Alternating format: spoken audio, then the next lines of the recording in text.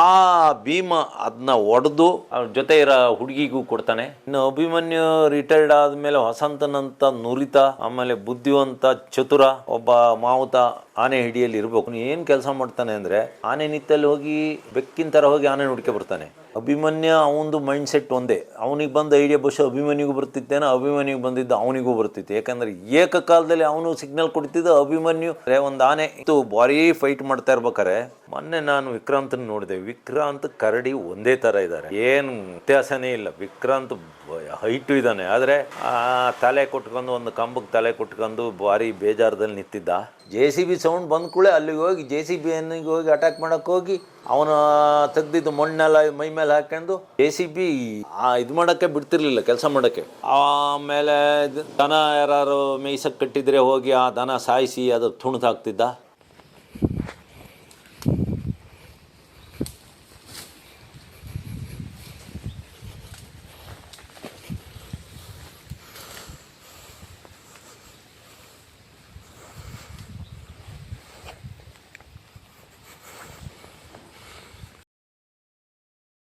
ಭೀಮನ ಜೊತೆಗೆ ಈಗ ಒಂದು ಮರಿ ಆನೆ ಬಂದು ಸೇರ್ಕೊಂಡಿದೆ. ಕೆಲವರು ಹೇಳ್ತಾರೆ ಅದು ಹೆಣ್ಣಾನೆ ಅಂತ, ನಾನು ಹೇಳೋದು ಅದು ಒಂದು ಮಕ್ಕನ ಇರ್ಬೋದು ಅಂತ. ಯಾಕೆಂದ್ರೆ ಒಂದು 14-15 ವರ್ಷದ ಒಂದು ಹೆಣ್ಣು ಮರಿ ಹೆಣ್ಣಾನೆ ಗಂಡಾನೆ ಜೊತೆ ಸೇರೋದು ಆಶ್ಚರ್ಯ ಸಂಗತಿ. ಅಷ್ಟೇ ಅಲ್ಲ, ಇಡೀ ಅದರ ಕುಟುಂಬ, ಅದರ ಫ್ರೆಂಡು, ಅದರ ಅಕ್ಕ ತಂಗಿ ಎಲ್ಲರನ್ನು ಇಲ್ಲ ಅಜ್ಜಿ ತಾಯಿಯನ್ನ ಬಿಟ್ಟು ಒಂದು ಗಂಡಾನೆ ಜೊತೆ ಹೋಗೋದು ಆಶ್ಚರ್ಯ. ಅದು ಮಕ್ಕನ ಇರ್ಬೋದು ಅನಿಸ್ತದೆ. ಯಾಕೆಂದ್ರೆ ಸ್ವಲ್ಪ ಮನುಷ್ಯರನ್ನ ಗುರಾಯಿಸಿ ನೋಡ್ತದೆ. ಆದರೆ ಹೆಣ್ಣಾನೆ ಮರಿ ಆದರೆ ಆ ರೀತಿ ಕಿವಿ ಅಗಲ ಮಾಡಿ ಗುರಾಯಿಸೋದು ಕಡಿಮೆ. ಆದರೂ ಹೆಣ್ಣಾನೇನೆ ಇಲಾಖೆಯರು ಹೇಳೋದು ನೋಡಿದರೆ ಅದು ಹೆಣ್ಣಾನೆ ಅಂತ. ಹೆಣ್ಣಾನೇನೆ ಆದರೂ ನಮ್ಗೆ ಭಾರಿ ಆಶ್ಚರ್ಯ ಆಗ್ತದೆ. ಯಾಕೆಂದ್ರೆ ಒಂದು ದೊಡ್ಡ ಆನೆ ಜೊತೆ ಒಂದು ಹೆಣ್ಣಾನೆ ಮರಿ ತಿರುಗಾಡೋದು ಅಂದರೆ ಆಶ್ಚರ್ಯ ಆಗ್ತದೆ. ಹಾಗಾಗಿ ಬಹುಶಃ ಭೀಮ ಭಾರಿ ಪ್ರೀತಿಯಿಂದ ನೋಡ್ಕೊಂತಿದ್ದಾನೆ. ಹಲಸಿನಕಾಯಿನೆಲ್ಲ ಅಷ್ಟೇ ಹತ್ರ 10-11 ಅಡಿ ಭೀಮ ಒಳ್ಳೆ ಹಲಸಿನ ಹಣ್ಣುಗಳು. ಈಗ ನಮ್ಮಲ್ಲಿ ಮಲೆನಾಡಿನಲ್ಲಿ ಈಗ ಹಲಸಿನ ಹಣ್ಣಿನ ಹಬ್ಬ. ಈಗ ಹಲಸಿನ ಹಣ್ಣಿಗಾಗಿ ಆನೆಗಳು ಹೀಗೆ ಜಾಸ್ತಿ ಕಾಫಿ ತೋಟಗಳಲ್ಲೆಲ್ಲ ಅಲ್ದಾಡ್ತಾ ಇದ್ದಾರೆ. ಹಲಸಿನ ಹಣ್ಣು ಬೊಗನೆ ಮರಗಳನ್ನೆಲ್ಲ ಬೀಳಿಸಿ ಅದನ್ನ ಒಡೆದು, ಒಂದು ಬೊಗನೆ ಮರ ವಯಸ್ಸಿಗೆ ಬಂದು ಬೊಗನೆ ಮರ ಬೀಳಿಸಿ ಅದು ಒಡೆದಾಗ ಅದ್ರ ಮಧ್ಯದಲ್ಲಿ ಒಂಥರ ಹಿಟ್ಟಿನ ತರ ಒಂದು ಪದಾರ್ಥ ಇರ್ತದೆ, ಅದರೊಳಗಿಂದಲೇ ಶೇಂದಿ ಬರೋದು. ಅದನ್ನ ತಿಂದ ಅದು ಭಾರಿ ಸ್ವೀಟ್ ಆಗಿರ್ತದೆ.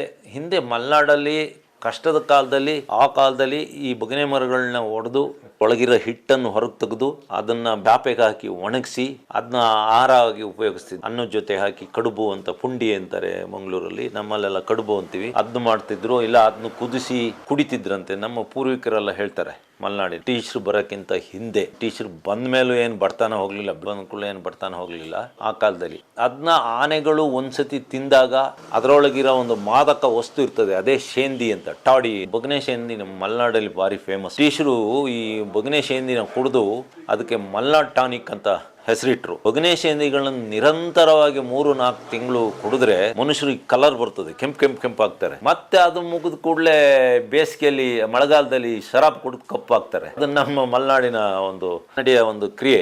ಆಮೇಲೆ ಆ ಭೀಮ ಅದನ್ನ ಒಡೆದು ಜೊತೆ ಇರೋ ಹುಡುಗಿಗೂ ಕೊಡ್ತಾನೆ, ಅವನು ತಿಂತಾನೆ, ಹೊಟ್ಟೆ ತುಂಬ ಆಹಾರ ಸಿಗ್ತದೆ. ಗುಂಪಲ್ಲಿದ್ದಾಗ ಈ ಮರಿಗಳ ಆನೆಗಳಿಗೆ ಆಹಾರ ಸಿಕ್ಕದೆ ಕಡಿಮೆ. ಹಂಗಾಗಿ ಭೀಮನ್ನ ಬಿಟ್ಟು ಹೋಗ್ತಾ ಇಲ್ಲ ಅವಳು. ಸಕಲೇಶ್ಪುರ ಟೌನಿಂದ ಏರ್ ಡಿಸ್ಟೆನ್ಸ್ 4 ಕಿಲೋಮೀಟರ್ ದೂರದಲ್ಲಿ, ರೋಡ್ ಆದ್ರೆ 6 ಕಿಲೋಮೀಟರ್ ಆಗುತ್ತೆ. ವಡೂರು ಕಿರುಣನ್ಸೆ ಅಂತ ಒಂದು ಭಾಗದಲ್ಲಿ ಅಲ್ಲೇ ನೆಲೆಯಾಗಿ ನಿಂತು ಬಿಟ್ಟಾನೆ ಈಗ ಒಂದು ವಾರದಿಂದ. ಕ್ಯಾಪ್ಟನ್ ಬಂದನು ಮೊನ್ನೆ ಬಂದು, ಈಗ ಏನಿ ನಮ್ಮ ಓಲ್ಡ್ ಬೆಲ್ಟ್ ಅಲ್ಲಿ ದುಃಖದಲ್ಲಿ ನಿಂತಿದ್ದಾಳಲ್ಲ ಆ ಜಾಗಕ್ಕೆ ಎಂಟ್ರಿ ಕೊಟ್ಟು, ಅಲ್ಲಿಂದ ಈಗ ಅಲ್ಲಿಗೆ ಎಂಟ್ರಿ ಕೊಡೋಕ್ಕಿಂತ ಮೊದಲು ಅಲ್ಲಿ ಎಲ್ಲಿಂದಲೋ ಒಂದು ಮರದ ಪೀಸ್ ತಂದು ಸೋಲಾರ್ ಬೇಲಿ ಮೇಲೆ ಹಾಕಿ ತುಣಿದು ದಾಟಿ ಬಂದು ಈಗ ಹುಡುಗೆರೆ ಭಾಗಕ್ಕೆ ಹೋಗಿದ್ದಾನೆ. ಹುಡುಗೆರೆ ಭಾಗದಲ್ಲಿ ಒಂದು ಹುಲಿ ಹಂದ್ಲು ಅಂತ ಎಸ್ಟೇಟ್ ಇದೆ, ಅಲ್ಲಿ ನಾನೀಗೊಂದು ತಿಂಗಳಿಂದ ಹೋಗಿ ನೋಡ್ಕೊಂಡ್ ಬಂದಿದ್ದೆ. ಅಲ್ಲೇ ಇದ್ದ ಕ್ಯಾಪ್ಟನ್. ಈಗ ಆ ಭಾಗದಲ್ಲಿ ಕ್ಯಾಪ್ಟನ್ ಇದೆ. ಹೊಸ ಆನೆ 1-2 ಆನೆಗಳು ಬಂದಿದ್ದಾವೆ, ಗಂಡಾನೆಗಳು. ಅವು ಒಂದ್ ಸ್ವಲ್ಪ ಮನುಷ್ಯರು ನೋಡಿಕೊಳ್ಳಿ ಶೋ ಮಾಡ್ತಾ ಇದಾವೆ. ಈ ಭಾಗದಲ್ಲಿ ಅರ್ಜುನ ಸತ್ತ ಭಾಗದಲ್ಲಿ ಒಂದು ಭಾರಿ ಒಂದು ಗಂಡಾನೆ ಬಂದಿದೆ. ಈ ಹಿಂದೆ ಈಗ ಒಂದು 15-20 ದಿವಸದಿಂದ ಕೊಡಗಿನ ಬೆಟ್ಟ ದಾಟಿ ನಮ್ಮ ಆಲೂರು ಭಾಗದ ಒಂದು ಹಳ್ಳಿಗೆ ಬಂದು ಅಲ್ಲಿ ಹೇಮಾವತಿ ನದಿಯಲ್ಲಿ ಮೀನು ಹಿಡಿಯೋರ್ನೆಲ್ಲ ಒಂದ್ ಸ್ವಲ್ಪ ಅಟ್ಟೆ ಆಡಿಸಿ ಹೊರಿ ದೊಡ್ಡ ಸಲಗ ಭೀಮನ್ ತರಾನೇ ಇದೆ. ಮತ್ತೆ ಈಜೊಡೆದು ವಾಪಸ್ ಕುಂಬ್ಳಿ ಬೆಟ್ಟಕ್ಕೆ ಹೋಗಿದ್ದಾರೆ.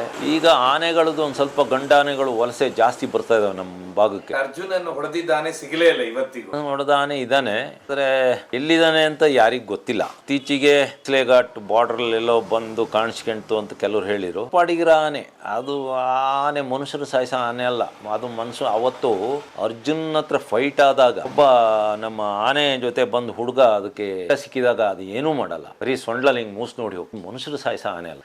ಅವತ್ತು ನಡೆದಿದ್ದು ಒಂದು ಮದವೇರಿದ ಒಂದು ಮನೆಗಳಿಗೆ ನಡುವೆ ನಡೆದ ಒಂದು ರೋಚಕ ಹೋರಾಟ. ಅದು ಯಾವುದು, ಅದು ಅವರವರಿಗೆ ಬಿಟ್ಟಿದ್ದು, ಅವರ ಆನೆಗಳ ಅವರ ಸಂತಾನದ ಹೋರಾಟ. ಅದು ಒಂದು ಪ್ರಕೃತಿಯ ಇದರಲ್ಲಿ ನಡಿಬೇಕಾಗಿದ್ದ ಆಗು ಹೋಗುಗಳು ಅವೆಲ್ಲ. ಅದು ಯಾರ ಮೇಲೆ ದ್ವೇಷಕ್ಕೆ ನಡೆದಿದ್ದಲ್ಲ, ಏನಿಲ್ಲ. ಅವರಿಬ್ಬರಿಗೂ ಮದ ಬಂದಿತ್ತು. 12 ಹೆಣ್ಣಾನೆಗಳಿದ್ದು, ಅದರಲ್ಲೂ ಒಂದು ಯಾವುದೋ ಒಂದು ಆನೆ ಹೀಟಿ ಬಂದ ಆನೆ ಇತ್ತು. ಆ ಹೆಣ್ಣಿಗಾಗಿ ಹೋರಾಟ ನಡೀತು ಅಷ್ಟೇ, ಬಿಟ್ಟರೆ ಪ್ರಕೃತಿ ಸಹಜ ಹೋರಾಟ. ಅದಾದ ಮೇಲೆ ನೀವು ಈಗ ಯಾವುದು ಬಲಿಷ್ಠವಾದ ಆನೆಗಳೇ ಸಕಲೇಶ್ಪುರ ಹಾಸನ ಭಾಗದಲ್ಲಿ ಇಲ್ಲೇ ಇಲ್ಲಲ್ಲ ಸರ್? ಭೀಮ ಇದ್ದಾನೆ. ಭೀಮ ಬಿಟ್ರೆ ಮತ್ತೆ ಕ್ಯಾಪ್ಟನ್ ಭಯಂಕರ ಇದ್ದಾನೆ.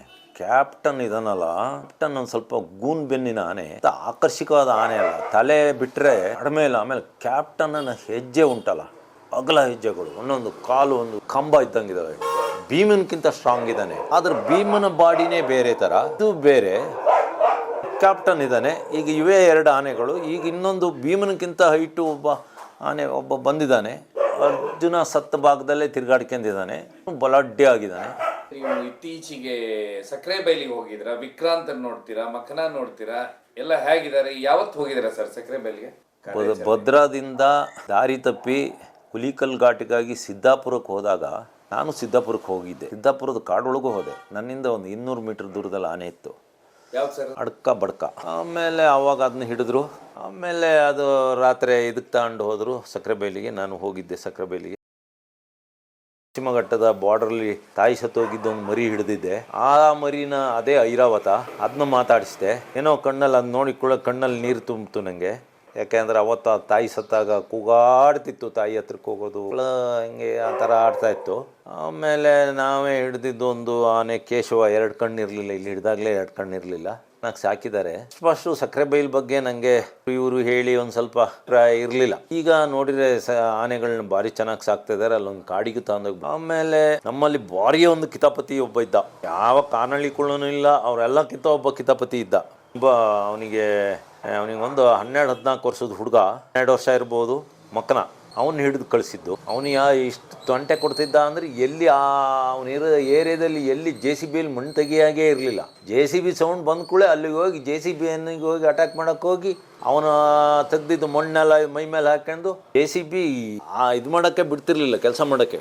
ಆಮೇಲೆ ದನ ಯಾರು ಮೇಯ್ಸಕ್ಕೆ ಕಟ್ಟಿದ್ರೆ ಹೋಗಿ ಆ ದನ ಸಾಯಿಸಿ ಅದು ತುಣಿದು ಹಾಕ್ತಿದ್ದ. ಅವನ್ನ ಹಿಡಿದು ಕಳಿಸಿದ್ದು ನಮ್ಮ ಸಕಲೇಶ್ಪುರ ತಾಲೂಕಲ್ಲೇ ಹಿಡಿದಿದ್ದು. ಅವನು 2 ತಿಂಗಳೀಗ ಕ್ರಾಲಿಂದ ಹೊರಗೆ ಬಂದು ಮಾತು ಕೇಳಂಗಾಗಿದ್ದಾನೆ, ಟ್ರೈನಿಂಗ್ ಆಗಿದೆ. ಆಮೇಲೆ ನಾನು ಹೋಗಿ ಅದಕ್ಕೆ ಕಬ್ಬು ಕೊಟ್ಟೆ, ಕಬ್ಬು ತಿಂದ. ಆಮೇಲೆ ಅಡ್ಕ ಬಡ್ಕ ಅಲ್ಲಿ ಹಿಂದಿನ ದಿವಸ ರಾತ್ರಿ ತಂದುಬಿಟ್ಟಿದ್ದು, ಸೀರಿಯಸ್ ಆಗಿ ನಿಂತಿದ್ದ. ಇನ್ನು ಆ ಇಂಜೆಕ್ಷನ್ ಮೊತ್ತಲ್ಲೇ ಇದ್ದ. ಆದ್ರೆ ಒಂದು ಹೇಳ್ತೀನಿ, ನಮ್ಮ ವಿಕ್ರಾಂತ್ ಮಾತ್ರ ಭಾರಿ ಮಂಕಾಗಿದ್ದ. ನನಗೆ ಭಾರಿ ಹೊಟ್ಟೆ ಉರಿತು. ಏನು ಆವಾಗ ಕಾಡಲ್ಲಿ ಗೊತ್ತಾಗ್ತಿರ್ಲಿಲ್ಲ. ಯಾಕೆಂದ್ರೆ ಅರ್ಧ ಓಡಕ್ಕೆ ನೋಡ್ತಿದ್ದು ಆನೆ ಬಂದ ಕೂಡಲೇ. ಆನೆ ಎಷ್ಟು ಎತ್ತರ ಇದೆ, ಎಷ್ಟು ದಪ್ಪ ಇದೆ ಅದನ್ನ ನಮಗೆ ಅಂದಾಜು ಮಾಡೋಕ್ಕೆ ಆಗ್ತಿರ್ಲಿಲ್ಲ. ಯಾಕೆಂದ್ರೆ ನಮ್ಮ ಜೀವ, ನಮ್ಮ ದೇಹ ಉಳಿಸ್ಕೋಬೇಕಾಗ್ತಿತ್ತು, ಓಡ್ತಿದ್ದು. ಮೊನ್ನೆ ನಾನು ವಿಕ್ರಾಂತನ ನೋಡಿದೆ. ವಿಕ್ರಾಂತ್ ಕರಡಿ ಒಂದೇ ಥರ ಇದ್ದಾರೆ, ಏನು ವ್ಯತ್ಯಾಸನೇ ಇಲ್ಲ. ವಿಕ್ರಾಂತ್ ಹೈಟು ಇದ್ದಾನೆ, ಆದರೆ ಆ ತಲೆ ಕೊಟ್ಕೊಂಡು ಒಂದು ಕಂಬಕ್ಕೆ ತಲೆ ಕೊಟ್ಕೊಂಡು ಭಾರಿ ಬೇಜಾರದಲ್ಲಿ ನಿಂತಿದ್ದ. ಭಾರಿ ಬೇಜಾರಾಯಿತು. ವಿಕ್ರಾಂತನ ಕಾಲಿಗೆ ಮುಖಕ್ಕೆ ಎಲ್ಲ ಎಲ್ಲ ಹಾಕಿದ್ರು. ಭಾರಿ ಒಂದು ಸ್ವಲ್ಪ ಕಣ್ಣೆಲ್ಲ ಮುಚ್ಕೊಂಡು ಒಂದು ಕಂಬಕ್ಕೆ ತಲೆವರೆಗೆ ನಿಂತಿತ್ತು. ಆಮೇಲೆ ಒಂದು ನಮಗೆ ನಾನು ಗಮನಿಸಿದಂಗೆ ವಿಕ್ರಾಂತನ ಹಿಂಭಾಗದ ಒಂದು ಕಾಲು ಸ್ವಲ್ಪ ಗಿಡ್ಡ ಇದೆ, ಒಂದು ಎತ್ತರ ಇದೆ. ನಾನು ಇಲ್ಲಿ ಗಮನಿಸಿದ್ದೆ, ಅದು ಹುಟ್ಟಿದಾಗಲೇ ಆಗಿರೋ ಅದು ಆ ರೀತಿ. ಆಮೇಲೆ ಇನ್ನೊಂದು ವಾರ 15 ದಿವಸ ತಿಂಗಳೊಳಗೆ ಬರ್ತಾನೆ ಹೊರಗಡೆ. ಬಂದರೆ ಆನೆನ ನಾವು ದುಬಾರಿಗೆ ತರಬೇಕು. ಅಲ್ಲಿ ದುಬಾರಿಯಲ್ಲಿ ಇದ್ದರೆ ಮತ್ತೆ ಇಲ್ಲಿ ಕಾರ್ಯಾಚರಣೆಗೆ ಕರ್ಕೊಬರ್ಬೋದು ಕರಡಿ ಜೊತೆನೆಯ. ಮಕ್ಕನ ಮರಿ ಅಂತ ನಾನು ಏನು ಹೇಳಿದೆ, ತರಲೆ ಮಕ್ಕನ ಮರಿ, ಅದಕ್ಕೆ ನಾವು ಅವತ್ತು ಹಿಡಿದ ದಿವಸ ನಾನು ಅಲ್ಲೇ ಇದ್ದೆ, ನಾನು ಗಮನಿಸಿರಲಿಲ್ಲ. ಆಮೇಲೆ ಬೆನ್ನಿಗೆ ಒಂದು ಭಾರಿ ಹಳೇದೊಂದು ಗಾಯ ಆಗಿದೆ. ಬಹುಶಃ ಯಾವುದೋ ಒಂದು ಗಂಡಾನೆ ಅದ್ರ ಮೇಲೆ ಅಟ್ಯಾಕ್ ಮಾಡಿ, ಹಾಗಾಗಿ ಅದು ಗುಂಪು ಬಿಡಕ್ಕೆ ಕಾರಣ ಅನಿಸ್ತದೆ. ಯಾಕೆಂದ್ರೆ ಸಡನ್ ಗುಂಪು ಬಿಡಲ್ಲ ಆನೆಗಳು, ಸಂಘಜೀವಿಗಳು. ಆನೆಗಳು ಕುಟುಂಬ ಬಿಟ್ಟು ಹೋಗಲ್ಲ. ಅದು ಕುಟುಂಬ ಬಿಟ್ಟು ಬರೋಕ್ಕೆ ಕಾರಣ ಅದ್ರ ಮೇಲೆ ಭಾರಿ ಅಟ್ಯಾಕ್ ಆಗಿದೆ ಯಾವುದೋ ಒಂದು ಗಂಡಾನೆದು. ಬೆನ್ನಲ್ಲಿ ಒಂದು ಇಷ್ಟು ಉದ್ದ ಗಾಯ ಆಗಿ ವಾಸಿಯಾಗಿದೆ. ಸೊಂಡ್ಲಿನ ಎಡಭಾಗ, ಹೌದು, ಸೊಂಡ್ಲಿಂದ ಈ ಮುಂದ್ಗಡೆ ಇಲ್ಲಿಂದ ಇಲ್ಲಿ ಒಂದು ಉದ್ದ ತೂತಾಗಿದೆ. ಅಲ್ಲೇ ಅದು ನೀರು ಎಳ್ಕೊಂಡ್ರೆ ಅಲ್ಲೇ ನೀರು ಹೊರಡ್ತು. ಆದರೆ ವಾಸಿಯಾಗಿ ಅದೇ ಕಾರಣ ಇರ್ಬೋದು. ಇನ್ನು ಕರಡಿನ ಇತ್ತೀಚೆವರೆಗೂ ಬೇರೆ ಕಟ್ತಾ ಇದ್ರು. ಈಗ ಎಲ್ಲರ ಜೊತೆ ತಂದು ನಿಲ್ಲಿಸ್ತಾ ಇದ್ದಾರೆ ಬೊಬ್ರು ಆನ. ಆಮೇಲೆ ಸ್ನಾನ ಎಲ್ಲ ಮಾಡಿಸ್ತಿದ್ದಾರೆ ಅಂತ ಸುದ್ದಿ ಬಂದಿದೆ. ನಾನು ಈ ವಾರ ಇಲ್ಲ ಮುಂದಿನ ವಾರ ಒಂದ್ಸತಿ ಹೋಗಿ ಕರಡಿನ ದೂರದಿಂದ ಮಾತಾಡ್ಸಕ್ಕೆ ಎಲ್ಲಿ ಅದು ನಮಗೆ ಅಭಿಮನ್ಯು ಇವ್ಯಾವುದಾದ್ರು ಆನೆ ಸಲಿಗೆ ಆಗಿದೆ. ಇನ್ನು ಸಲಿಗೆ ಬೆಳೆದಿಲ್ಲ, ಕ್ರಮೇಣ ಆಗುತ್ತೆ. ಹೋಗಿ ನೋಡಿ ಬರೋಣ ಅಂತಿದ್ದೀನಿ. ಹಾಗೆ ಅಭಿಮನ್ಯು ನೋಡ್ಬೇಕು ಅಂತ ಒಂದ್ ಸ್ವಲ್ಪ ಮೊನ್ನೆ ಎಲ್ಲ ನನ್ನ ಕನಸಿನಲ್ಲೆಲ್ಲ ಅಭಿಮನ್ಯು ಕಾಣಿಸ್ಕೊಂಡಿದ್ದೆ. ನಾನು ಹೋಗದಲ್ಲೇ 3 ತಿಂಗಳಾಯ್ತು. ಹಾಗಾಗಿ ಅಭಿಮನ್ಯು ಮಾತಾಡಿಸಿ ಬರೋಣ ಅಂತ ಮುಂದಿನ ವಾರ ಹೋಗೋಣ ಅಂತ. ಬರ್ತಾನೆ ಇಲ್ಲ ಅಭಿಮನ್ಯು ಯಾಕೆ ಬರೋದು? ಅದು ಮಾಡೋ ಕಾಲದಲ್ಲೆಲ್ಲ ಮಾಡಿ ಆಯಿತು. ಈಗ ಒಂದು ವರ್ಷ ರಿಟೈರ್ಡ್ ಆಗುತ್ತೆ, ಅದಕ್ಕೆ ರೆಸ್ಟ್ ಬೇಕು. ಅದರದ್ದು ಒಂದು ಕಾಲು ಬೇರೆ ಹಳೆ ನೋವಿದೆ. ಆದರೆ ಇಡೀ ಕರ್ನಾಟಕ ಕಂಡಲ್ಲಿ ಕೆಲವೇ ಅದ್ಭುತ ಆನೆ ಮತ್ತು ಅದ್ಭುತ ಮಾವುತರಲ್ಲಿ ವಸಂತನ ಮುಂದಿನ ಭವಿಷ್ಯದ ಬಗ್ಗೆ ನಂಗೆ ಸ್ವಲ್ಪ ಯೋಚನೆ ಆಗ್ತದೆ. ಯಾಕೆಂದರೆ ವಸಂತ ಅಂದರೆ ಅಭಿಮನ್ಯು ಅಂದರೆ ವಸಂತ. ಇನ್ನು ಅಭಿಮನ್ಯು ರಿಟೈರ್ಡ್ ಆದಮೇಲೆ ವಸಂತನಂತ ನುರಿತ, ಆಮೇಲೆ ಬುದ್ಧಿವಂತ, ಚತುರ ಒಬ್ಬ ಮಾವುತ ಆನೆ ಹಿಡಿಯಲ್ಲಿ ಇರಬೇಕು. ಅವನು ಏನು ಕೆಲಸ ಮಾಡ್ತಾನೆ ಅಂದರೆ, ಆನೆ ನಿತ್ತಲ್ಲಿ ಹೋಗಿ ಬೆಕ್ಕಿನ ಥರ ಹೋಗಿ ಆನೆ ನೋಡ್ಕೆ ಬರ್ತಾನೆ. ಅಲ್ಲೇ ಬೇಕಾದ್ರೆ ಒಂದು ಮರ ಹತ್ತಿ ಕೂತ್ಕೊಂಡು ಆನೆ ನೋಡ್ತಾನೆ, ಮತ್ತೆ ಐಡಿಯಾ ಕೊಡ್ತಾನೆ.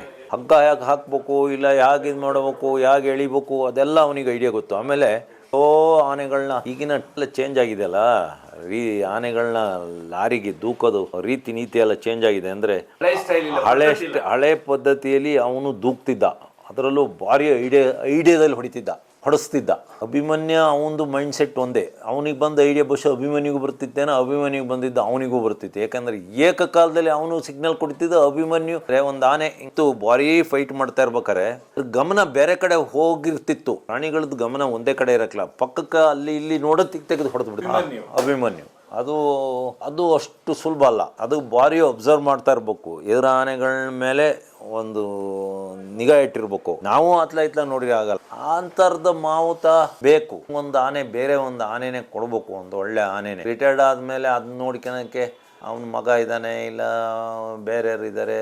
ಈಗ ಕಾವಡಿ ಇದ್ದಾನೆ, ಅಭಿಮನ್ಯು ಅವ್ರ ಜೊತೆ ಎಲ್ಲ ಹೊಂದ್ಕೊಂಡಿದೆ. ಆದರೆ ಇವನಿಗೆ ಒಂದು ಅಂದರೆ ಆನೆ ಹಿಡಿಯರದು ಒಂದು, ಈಗೇನೋ ಮಾವುತರು ಇದ್ದಾರಲ್ಲ, ಅವರಿಗೊಬ್ಬರು ಲೀಡ್ರ್ ಥರ ಇವನು ಕರ್ಕೊಂಡು ಹೋಗಿ ಜಮೇದಾರ್ ಅಂತ ಆ ಥರ ಒಂದು ಪೋಸ್ಟ್ ಕ್ರಿಯೇಟ್ ಮಾಡಿ, ಇಲ್ಲ ಇದು ಗುಂಪಿಗೆ ಒಬ್ಬನ ಲೀಡ್ರ್ ಮಾಡಬೇಕು. ಇಲ್ಲ ಅಂದರೆ ಈಗಿದ್ದಾವಲ್ಲ ಆನೆಗಳು, ಅದರಲ್ಲಿ ಒಂದು ಆನೆ ಇವನಿಗೆ ಕೊಡಬೇಕು ಅಂತ ಹೇಳಿದ್ರೆ ಅಭಿಮನ್ಯುನೇ ರೆಸ್ಟೇ ಇರಲಿ ಅಂತೀರಾ. ಆದ್ರೆ ಮೊನ್ನೆ ಸರ್ ಇದು ಕುಂದಾಪುರ ಕಾರ್ಯಾಚರಣೆಗೆ ಮಹೇಂದ್ರ ಬರ್ಲಿಲ್ವಾ ಸರ್? ಬರೀ ಭೀಮ ಒಬ್ಬನೇ ಬಂದ?